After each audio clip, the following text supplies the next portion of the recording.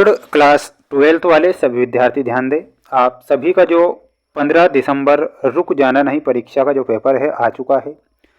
जिन बच्चों ने अर्थशास्त्र विषय के लिए अप्लाई किया है और जिन विद्यार्थियों ने फॉर्म डाला है उन सभी का ये पेपर है। पूरा का पूरा पेपर और सॉल्यूशन मैं आपको बताऊंगा जो कि 100% आपकी परीक्षा में आपको देखने को मिलेगा। आइए शुरुआत करते हैं हमारे प्रश्नों से जो आपकी परीक्षा में पूछे जाएंगे। पूरा पेपर आपको देखना है, किसी भी प्रकार से आपको इस क्वेश्चन पेपर को मिस नहीं करना है क्योंकि पूरा का पूरा जो पेपर है 100% आपकी परीक्षा में आ रहा है। जितने भी विद्यार्थी वीडियो को देख रहे हैं तो जल्दी से छाप लीजिए इस क्वेश्चन पेपर को। पहला प्रश्न देखने को मिलेगा आपको जिसमें पूछा जाएगा कि निम्न में से कौन चालू खाते में घाटा है। यहाँ पर चालू खाते में आपसे घाटा पूछा गया है तो यहाँ पर आपका करेक्ट उत्तर क्या हो जाएगा, और वो हो जाएगा प्राप्तियाँ लेस देन भुगतान। ठीक है, तो ऑप्शन नंबर बी आपको यहाँ पर करेक्ट उत्तर के रूप में याद रखना है।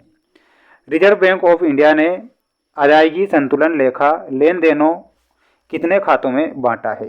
तो यहाँ पर आपको लिखना है 2 खातों में उन्होंने बांटा है, तो 2 खाता आपको ध्यान रखना है। अगला प्रश्न पूछा जाएगा, अगला प्रश्न यहाँ पर देख सकते हैं, योजनागत उपभोग का मूल्य है। तो यहाँ पर आपका सही उत्तर क्या हो जाएगा, प्रत्याशित उपभोग। योजनागत उपभोग का जो मूल्य होगा वो प्रत्याशित उपभोग होगा। सीमांत बचत प्रवृत्ति का सूत्र क्या है, तो इसका सूत्र आपको याद रखना है और वो हो जाएगा ऑप्शन नंबर बी। ठीक है, ये आपको करेक्ट उत्तर के रूप में ध्यान रखना है। जितने भी विद्यार्थी वीडियो को देख रहे हैं तो सभी को चैनल को सब्सक्राइब कर लेना है। सभी विषय के पेपर उपलब्ध यहाँ पर हो जाएंगे। उपभोग मांग का सबसे महत्वपूर्ण निर्धारक क्या होता है। देखिएगा, उपभोग मांग का सबसे महत्वपूर्ण जो निर्धारक होता है वो होता है निबल आय। निम्न में से प्रति इकाई बचत है, तो इसमें आपको लिखना है एपीएस। एपीएस यहाँ पर आपको करेक्ट उत्तर के रूप में ध्यान रखना है। इसके बाद में अगला क्वेश्चन देख लीजिए। अगला क्वेश्चन यहाँ पर पूछा गया है जिसमें आपको रिक्त स्थान फिल करने रहेंगे। यहाँ पर पूछा गया है अनादिमान वक्र का ढाल होता है, तो इसका जो ढाल होगा वो कैसा होता है, ऋणात्मक ढाल होता है। तो आपको इसमें ऋणात्मक लिखना रहेगा, ऋणात्मक। कुल उपयोगिता में परिवर्तन को क्या कहते हैं, तो उसे सीमांत उपयोगिता कहते हैं। यहाँ पर लिखना है सीमांत उपयोगिता। ठीक है, पूरा पेपर और सॉल्यूशन बताऊंगा, अच्छे से देख लेना है और याद कर लेना है। उत्पादन फलन आगतों एवं में संबंध बताता है, तो निर्गत एवं निर्गत में संबंध बताता है। कुल लागत बराबर मल्टीप्लाई मात्रा होती है, तो यहाँ पर आपको लिखना है कुल लागत बराबर औसत लागत। ठीक है, तो यहाँ पर क्या लिखना है, औसत मल्टीप्लाई मात्रा। पूर्ण प्रतियोगिता में फर्म का वक्र होता है, तो फर्म का वक्र कैसा होगा, लोचदार होगा। तो यहाँ पर आपको लोचदार लिखना है।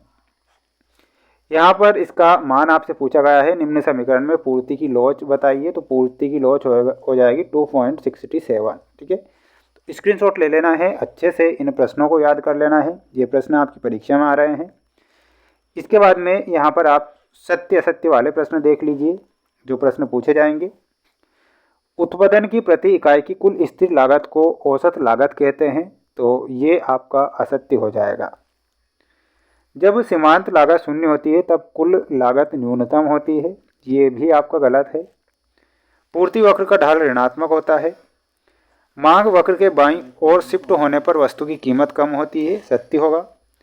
सरकार द्वारा किसी वस्तु या सेवा की उच्चतम निर्धारित कीमत को कीमत तल कहा जाता है, ये सत्य होगा। श्रम का सीमांत संप्राप्ति उत्पादन बराबर सीमांत लागत मल्टीप्लाई श्रम का सीमांत उत्पाद सही होगा, ये सत्य हो जाएगा। ठीक है, स्क्रीनशॉट ले लीजिए और अच्छे से इन प्रश्नों को याद कर लीजिए क्योंकि ये प्रश्न आपकी परीक्षा में आ रहे हैं। इसके बाद में यहाँ पर आप जोड़ी देख लीजिए जो आपकी परीक्षा में पूछी जाएगी। सकल घरेलू उत्पाद में आपका सही उत्तर क्या हो जाएगा, ऑप्शन नंबर ए। सकल राष्ट्रीय उत्पादन में आपका सही उत्तर हो जाएगा ऑप्शन नंबर डी।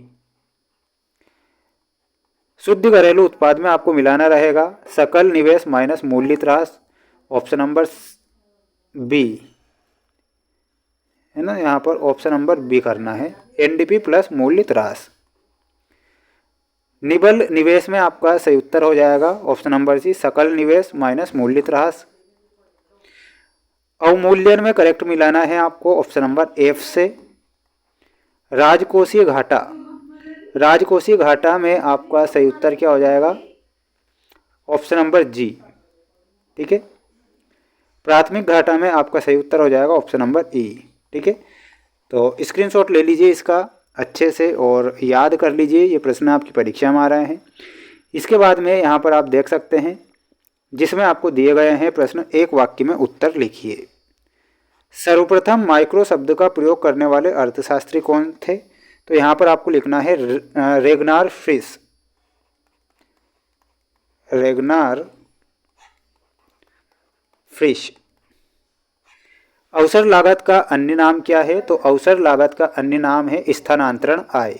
क्या हो जाएगा यहाँ पर, स्थानांतरण आय। चाय एवं कॉफी किस प्रकार की वस्तुएं हैं? तो ये प्रतिस्थापन वस्तुएं हैं, प्रतिस्थापन वस्तुएं।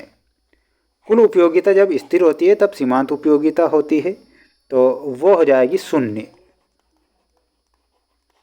विनिमय दर का निर्धारण मुद्रा का कौन सा कार्य है? तो ये माध्यमिक कार्य होता है, तो यहाँ पर क्या लिखना है, माध्यमिक कार्य। बैंक दर में परिवर्तन कौन कर सकता है? तो इसमें आपको लिखना है आरबीआई। कौन कर सकता है? आरबीआई लिखना है। राजस्व घाटे का सूत्र क्या है? तो इसमें आपको क्या लिखना है, राजस्व घाटा बराबर कुल राजस्व व्यय माइनस कुल राजस्व प्राप्तियाँ। पीडीएफ अगर आपको चाहिए तो पीडीएफ हमारा ऐप है जिसका नाम है mains education app, link description में दे रखी है। तो यहाँ पर आपको 4 सेट पेपर देखने को मिलेंगे, चारों सेट पेपर मोस्ट इम्पोर्टेंट हैं, इसलिए आपको मोस्ट प्रश्नों को पढ़कर जाना है, किसी प्रकार से वायरल या रियल पेपर के चक्कर में नहीं पड़ना है। मिलते हैं नेक्स्ट वीडियो में। जय हिंद।